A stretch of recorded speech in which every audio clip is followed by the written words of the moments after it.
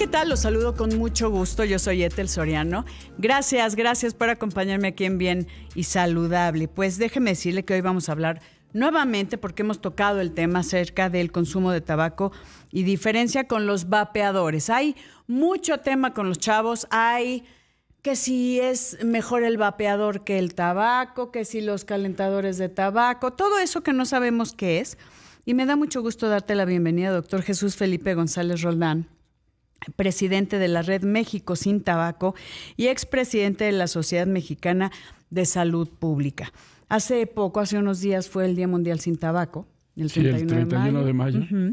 Y yo creo que vale la pena que hagamos mucho énfasis en el consumo del tabaco. Creo, no sé, eso es una percepción muy personal, que ha bajado un poco, que ya no se ve tan cool, si lo puedo llamar así, el fumar. Pero ahora hay un repunte con los vapeadores. Chavos, y lo digo de los chavos, aunque hay adultos que también lo hacen, los adultos creo que están usando más los calentadores de tabaco que los vapeadores, y veo entre los adolescentes que ya es un tema de moda, sin pensar todo el daño que pueden tener al estar pues usando pues hace vapor, pero tiene otras sustancias y también tiene nicotina. Entonces, una forma de amarrarlos.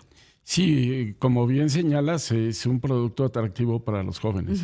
Lo primero que habría que decir es que pues no se debe iniciar en el consumo ni del tabaco, en su forma de cigarrillo, ni de los vapeadores. Pero, y como también bien señalas, México ha mostrado una tendencia de estabilidad en términos de la prevalencia de fumadores en México. Tenemos alrededor de 14.9 millones de mexicanos fumadores, de acuerdo a los datos de la última encuesta que se tiene, que es la del 2017, sobre drogas, alcohol y tabaco, y que lamentablemente, pues el año pasado no se publicó la 2023, la 2024, porque pues al parecer hubo un problema en la metodología y entonces no tenemos los datos para esto. Pero hoy está estable. Ha estado estable. Yo te diría, hay cuatro tendencias muy claras desde el punto de vista epidemiológico. Estabilidad en la prevalencia. Yo te diría una feminización del tabaquismo. Cada vez son más las mujeres que fuman y a más temprana edad. El inicio temprano por los adolescentes en el consumo, alrededor de los 13, 14 años de edad. Y también las mujeres jóvenes están fumando más que los hombres jóvenes. Igual en el tema del vapeo. Y hoy, te digo, tenemos alrededor de 15 millones de mexicanos fumadores, de los cuales 1 millón se consideraban que vapeaban en aquel momento. 8 años después, el Colegio Nacional saca una cifra de que hay alrededor de 5 millones de personas vapeando en México. Y de los cuales, pues 1 de cada 5 o 1 de cada 6 deberá de ser un menor de edad.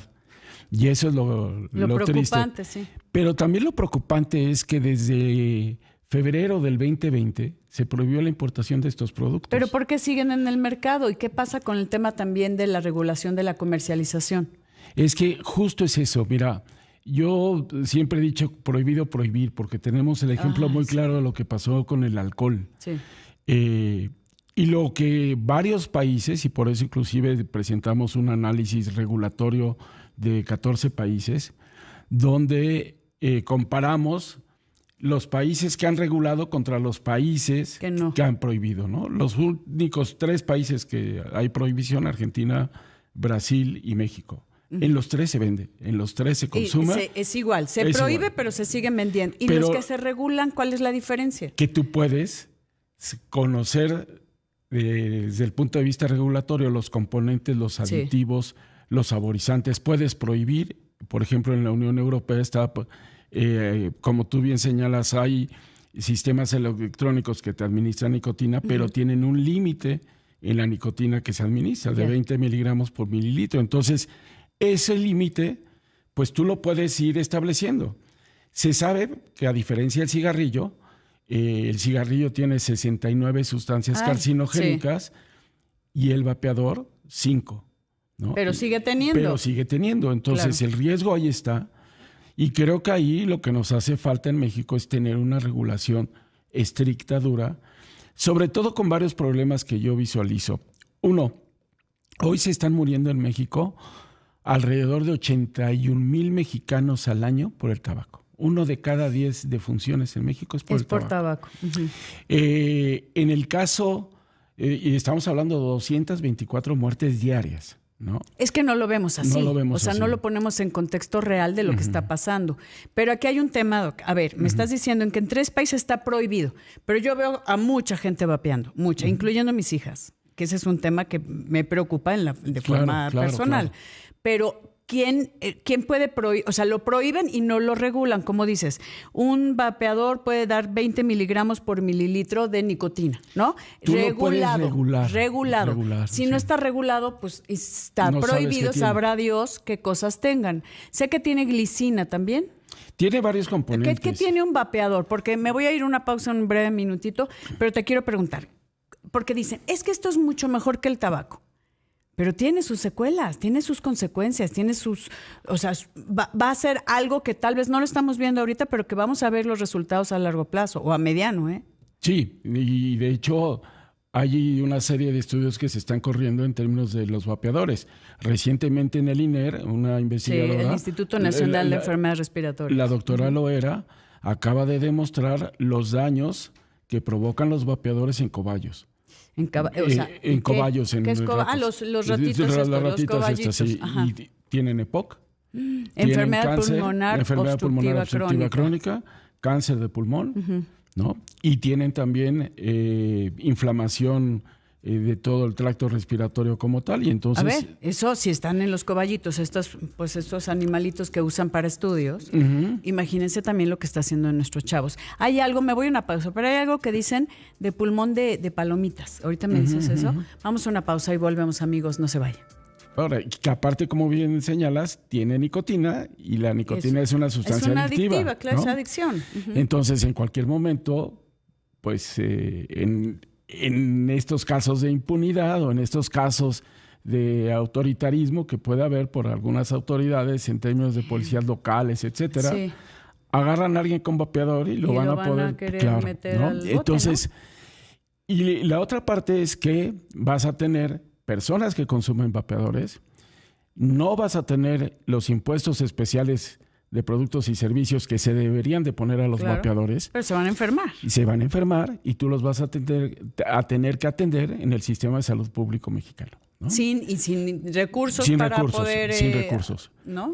Y déjame, te doy otro dato también de esta parte de falta de vigilancia y de regulación sanitaria. Hoy, por ejemplo, tenemos un gran problema con la venta de cigarrillos sueltos. A ver, sí, que los venden por piezas, ¿no? Sí. Entonces, eso está prohibido. ¿Es un problema?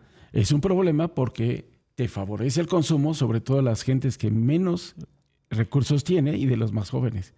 No pueden tener los 60, 70 pesos que vale una cajetilla, pero sí pueden tener los 6, 7 pesos que vale uno para consumir un cigarrillo, ¿no? Sí.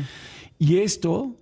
Adicionalmente, yo he estado realizando un estudio donde hablo de por lo menos 800,000 puntos de venta que, suponiendo vengan 2 cajetillas por año, estás hablando de casi 320 millones de cajetillas al año, con una evasión fiscal cercana a los 9 millones de pesos.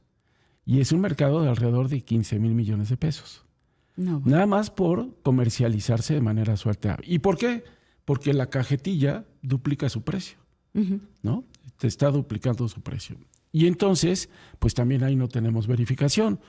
Si en México hubiera una regulación donde tú pidieras una licencia, ¿no?, para venta de cigarrillos, podrías llegar a reducir inclusive puntos de venta y reducir acceso e inclusive reducir acceso a jóvenes, ¿no?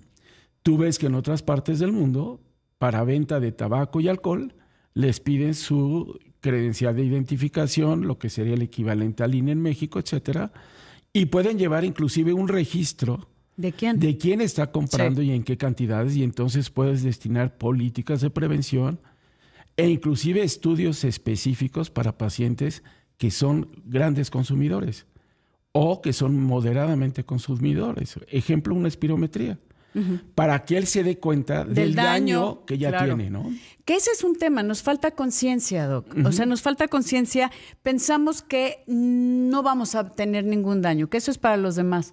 Cuando se habla en estos programas, cuando se hacen campañas de prevención del consumo del tabaco o lo que sea, siempre pensamos que a nosotros no. Y es cuando tocan fondo, cuando ya el daño está muy establecido, es cuando deciden cambiar. Pero a veces es muy tarde. Y aquí lo que es importante es la integralidad de las políticas públicas. Mira, tú puedes ir al empaquetado genérico, incremento de impuestos. Este año le incrementaron solo 4.5% al IEPS y pasó de 60 a 64.5%. Está demostrado que si tú incrementas un 10%, reduces el consumo entre un 6 y 8%. Sí. Entonces, tú imagínate una política anual de incremento de inflación más el 10% todos los años. Sí. Va subiendo.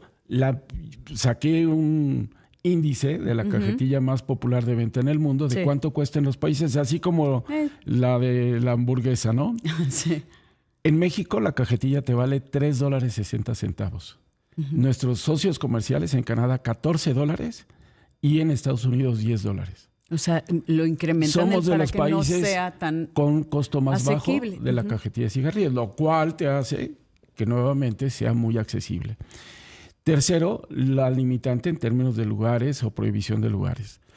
Cuarto, tienes que ver también esta parte de licencia para venta, y nosotros también proponemos en tema de la atención médica. El modelo en México se ha ido a clínicas especializadas para dejar de fumar. Las clínicas y entonces no te alcanzan ni para el 0.3% no hay forma de atender a la fumadora. población. Sí. En la Ciudad de México la mayoría están en el sur, en los hospitales, en la zona de hospitales. De la zona de hospitales, ¿no? Aquí en la ciudad. Entonces, si tú vives en el norte, no tienes acceso a ninguna clínica de tabaco. Pero sí, en cambio, tienes 20,000 consultorios de primer nivel. Sí. Nosotros hicimos cuando... Médicos generales, médico de primer contacto. Médico de contacto, médico familiar o médico general. Cuando un servidor fue director general de Senaprece, lanzamos un adiestramiento en centros de salud de primer nivel y les dotamos de espirómetros, junto con el Instituto Nacional de Enfermedades Respiratorias. De 13,000, al arranque del programa, de 13,900 espirometrías que hicimos en pacientes que te llegaban por otro motivo de consulta, pero que había la intencionalidad de preguntarle, ¿usted fuma? Sí. Y entonces se daba consejería médica y todo, y le voy a hacer una espirometría. Y ahí se daban Detectamos 1,400 casos de enfermedad pulmonar obstructiva crónica en esos 13,900. Que ni siquiera sabían. Que ni siquiera sabían. O sea, hay gente sin diagnóstico que al no saber el daño que hay en sus pulmones y obviamente eran fumadores. Y eran fumadores, ¿no? Y eso yo te puedo asegurar, Doc, y me voy a ir a una pausa, que si le hicieran una espirometría a todos los fumadores que dicen, no, a mí eso no me pasa, se van a dar cuenta realmente lo que está sucediendo. Y yo los invito a que se la hagan y vean lo que realmente pasa en su cuerpo y obviamente pues las secuelas que está dejando este hábito, que entiendo es complicado, es una adicción, pero que hay ayudas para dejar de fumar. Y tenemos que hablar sobre el vapeador, todo el tema de los pulmones de palomita, ¿no? El popcorn, long, pero vamos a una pausa, amigos. Antes de irme le quiero mandar un besote allá hasta Guadalajara. Volvemos, no se vaya. Generalmente que lo que va a hacer es que haga el proceso de encendido, ¿no? Y va a tener, ¿es vapor? Es vapor, ¿no? Pero también tiene, dependiendo de los componentes. Sí. Puede haber que les administres nicotina o que no les administres nicotina. Que estén saborizado, ¿no? Que pero y entonces puedes poner saborizantes. Y los saborizantes pueden ser de cualquier tipo. Y de cualquier calidad. Muchos son aceites. Eso es lo que es preocupante. Y entonces el aceite, pues tú lo metes de manera directa a tu tracto respiratorio. Y entonces por eso te decía de la importancia de este estudio que se hizo en México, donde ya se demuestra el daño al tracto respiratorio por el uso de vapeadores, ¿no? A ver, es que aquí te quiero, porque mucha gente tiene duda. El vapor no es inocuo. Este vapor no es inocuo para los chavos o para nadie que esté vapeando. No es inocuo, primero porque la temperatura con la que se inhala, ¿no? Sí. Entonces la temperatura, pues estás inflamando de manera permanente tu tracto respiratorio. Eso te hace que se dificulte la movilidad ciliar en el tracto respiratorio. Son estos pelitos que ayudan. Y también van a afectar al alveolo, que es donde se hace el intercambio gaseoso, de oxígeno, sí. ¿no? Y entonces te genera ese proceso. Sí tienen sustancias carcinogénicas. Tienen adicionalmente, cuando tienen nicotina, pues la nicotina es una sustancia adictiva, ¿no? De las más adictivas que existen. Pero también, ¿no? Les pueden poner cannabinoides. De ¿no? todo. De todo. Sí. Y le pueden poner cualquier tipo de cosas, o hasta fentanilo. Mira, la doctora Clara Fleiss, ¿no? Y tiene un estudio que realizó en la zona norte con consumidores de fentanilo. La dosis cuesta 50 pesos o menos de 50 pesos. Generalmente, los que están enganchados no saben que van a consumir fentanilo, sino se encontró como un hallazgo de estudios de espectrometría en las sustancias, ¿no? Y entonces, bueno, tenemos pues también el riesgo de consumidores a drogas ilegales como tal. Para que los enganchen. Para que los enganchen, ¿no? Ese sería el problema. A ver, pero me queda 2 minutitos, Doc, y necesito preguntarte así tal cual. ¿El vapeador no es mejor que el cigarro? ¿O es mejor que el cigarro, pero no es inocuo y debería de ser el punto de salida? En varios para países, por ejemplo, te pondría Reino Unido, la Sociedad de Salud Pública, el Colegio de Salud Pública británico, señala que es menos perjudicial que el tabaco sin dejar de ser perjudicial. Así de simple. Eso es importante que se comprenda. ¿No? Pero te puede provocar también cáncer, te puede provocar enfermedades respiratorias, accidentes vasculares cerebrales, infartos agudos al corazón. Lo que te decía de las palomitas, que se veía como... Justo eso es parte esa destrucción de los alvéolos. Como consecuencia de un endurecimiento de las paredes y se van reventando. Y se quedan. Y entonces deja de haber intercambio de oxígeno y vas reduciendo tu capacidad pulmonar. ¿Una espirometría? Desde el primer cigarrillo ya empiezas a tener una afectación, ¿no? E igual desde el primer vapeador, pues evidentemente tú vas a tener una afectación. Por eso yo considero la importancia de regularlos de manera muy estricta y de manera integral. Si los dejamos en el tema de la ilegalidad, no vamos a poder controlar después los daños. ¿Y qué vamos a ver? ¿No? Bueno, que vamos a seguir teniendo consumidores. ¿No? Lo vemos con otro tipo de drogas. Entonces, así Doc, de simple. Pues yo te agradezco mucho. ¿Dónde encontramos más información brevemente, Doc? Tenemos la página de la Sociedad Mexicana de Salud Pública, saludpublica.org, y tenemos también la de la Red México Sin Tabaco, que es mexicosintabaco.org. Por favor. Y ahí pueden encontrar bastante información que vamos a estar emitiendo sobre esto y los usos. Pues aquí estaremos muy pendientes. Encantado. Muchísimas gracias, doctor Jesús Felipe González Rueda. Gracias, un placer. Gracias, amigos. Gracias. Ay, ya me despido. Yo soy Ethel Soriano. Y por favor, para estar bien y saludable, cuídese.